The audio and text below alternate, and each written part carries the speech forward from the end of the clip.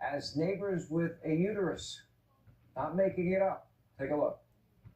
This summer, more than half our population became second-class citizens. Every one of our neighbors with a uterus became the property of the state. In these situations, when there is an unwanted pregnancy, it is moral for a woman to be able to control her own body, or any one of our neighbors with a uterus to be able to control their own body.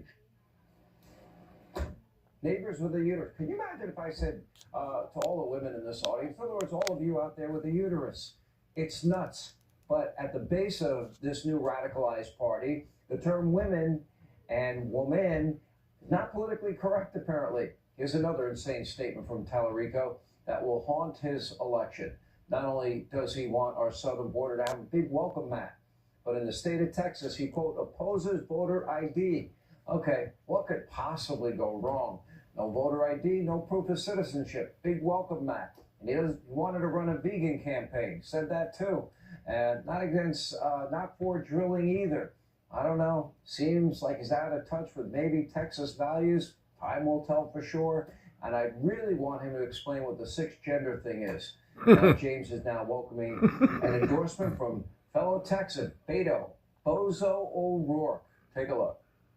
Jen, he's the best I've seen over the course of my life running and being involved in politics in Texas. And so we all just have to get behind him. James Tallarico will be the 51st vote in the U.S. Senate.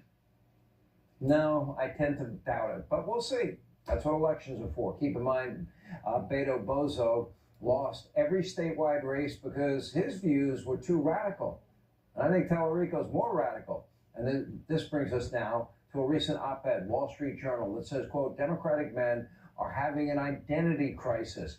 On one hand, you have wimpy, woke, left-wing activists running in a state like Texas, while in Maine, Democrats are running a communist with a Nazi tattoo.